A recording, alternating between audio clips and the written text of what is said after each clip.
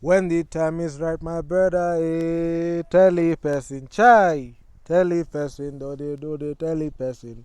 Coach Cliff, when will your eyes clear? Oh, yeah? Yeah? I had to start the video off like that because what did we just see? Again, back to back to back. So it's it's so funny. You know, Wamasuti or Cliffalia, oh, that's Coach Cliff. Now his new name is Wamasuti. Wamasuti did his thing again. Hmm? So Kenya, there was no chance or even shot that you're going to go and beat Guinea, based on how we saw what Guinea did in the day one against Angola and the way that game against Tunisia panned out yesterday.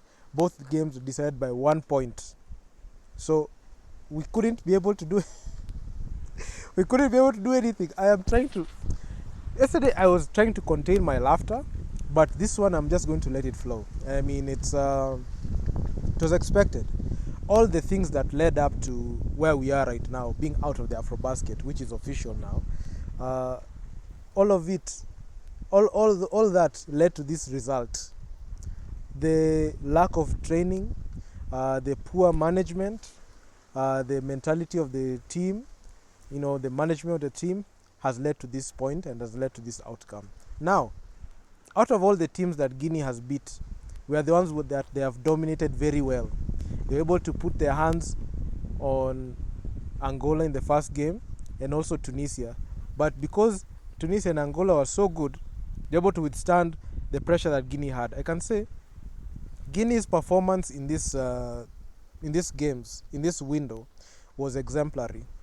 Regardless of the outcome of how things panned out, you will see that Guinea took the assignment seriously.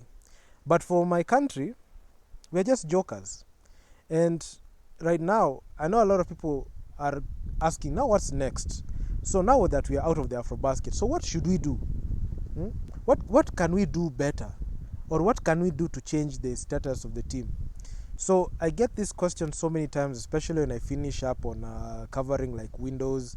If I talk about the Afrobasket, let's say for example last window 2, window 1, when we saw what Kenya did in that window, a lot of people are like, the team needs to rebuild, we need to retool, we need to do all this, we need to do all that. But now because you're out of the Afrobasket, you're going to miss out on summer basketball. So the only team that will be active in the month of May is the Nairobi City Thunder. That's it. So if the women qualified, they will be active in June and July. And if the men qualified, August, September, at that point they will be active. But I feel like this is a good sign. This is good. Because if we don't qualify, it will mean that we need to now work on resetting the team. But unfortunately, with the current coaching staff that we have in the current management, I don't think that they can be able to go ahead and do that because they have shown that they don't want to change. And safe to say, the Kenyan government has lost money. A lot of people are saying that this team it needs to put in younger players. We need to change the team. We need to revamp the team. But the big question is, why aren't people talking about we need to change the team manager, we need to change the coach, we need to change the mentality on how we approach the Kenya basketball programs, especially when it comes to basketball. The national team program is dead. It's just picking up players here and there. So this culture will continue as long as these people are in power. If the team manager, the coach, the management is still there, they'll continue doing the same thing. Even if they qualified, let's say for example, even if they qualified, would you think they will change anything? Now, I know in whichever part of the world Coach Liz Mills is, she is laughing ear to ear. He is looking at Coach Cliff's failure and she's just laughing because as we speak right now, the history books will say Coach Liz Mills took the Kenya Morans team to the Afrobasket, something Coach Cliff could not do. That is something that people need to understand. Coach Cliff couldn't take this team to the Afrobasket even if he tried. We saw what happened in window 1 and 2 record. This window, we lost one game, that is today. We lost the other oh my God, we lost back to back to back. We lost through a walkover, we lost to Angola, we lost to Guinea. So a lot of people are saying, Guinea is a team that we can beat. Where are they now? Because we beat them the other time, we thought that we will beat them now. We have a 1-5 record The other time we had a 2-4 record. Now we have a 1-5 record. Then I'm going to see people gas up this coach. Where are the Coach Cliff defenders? Watu wa Masuti wako wapi? The Masuti defenders, where are they? Very quiet. You'll not even see them anywhere. They are very quiet right now. They are like this. They're not going to speak. The national team is a fraud. It's a failure. Bushwa Mukota is a fraud. Right now as we speak, there's a video premiering on YouTube, on my YouTube, talking about the Angola game. I will get more surgical again for this Guinea game. And I'll also give my raw sentiments. I'll go raw on that one. So make sure you go tune in for that. But there's a video that is premiering now. So make sure to go check it out. I am very disappointed with our national team. I don't think even disappointment is the word, because at this point, the Kenya Morans management, Coach Cliff, everyone have found new ways to bring Kenyan basketball down. Every single L hurts us. And now, because we are out of the AfroBasket, we're not going to get ranked in the actual AfroBasket. So that means we're going to go down levels.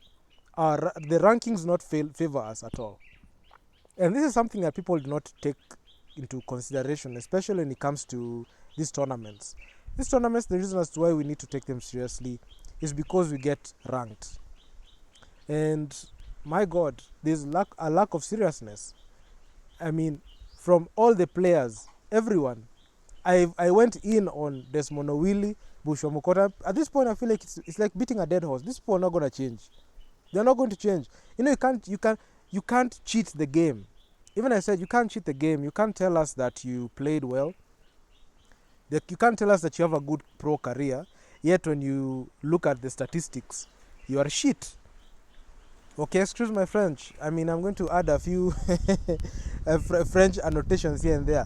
So in the Kenya Morans, we have shit players who have shit performances, and they try to pose like they are pro players. So the thing is this. They are the legacy players. This is their last time they're going to ever play for that national team. That Kenya Morans national team, they are not supposed to play for that team. They should never show themselves. Even their names in the provisional list should not be there.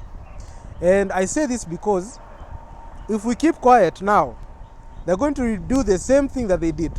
They're going to lie to you that, oh, these guys are good. They're good KBF players. Why aren't you putting them there? No. These players are shit, and you need to tell it the way it is. Because if you keep quiet, and if you don't tell these people and confront them, and you tell them, bro, you guys are trash, and the way you're playing is not an indicator of us going to the next level and winning, we will not get any change. And at this point, we should also indict the coach, Coach Cliff. Coach Cliff's record has now advanced to 4-13. 4 wins, 13 losses. This year, he has no win for the Kenya Morans. Last year, he only had 1. Coach Cliff averages 1 win. The man averages 1 win per year. So, is this somebody that you can rely on? This guy is a specialist in failing.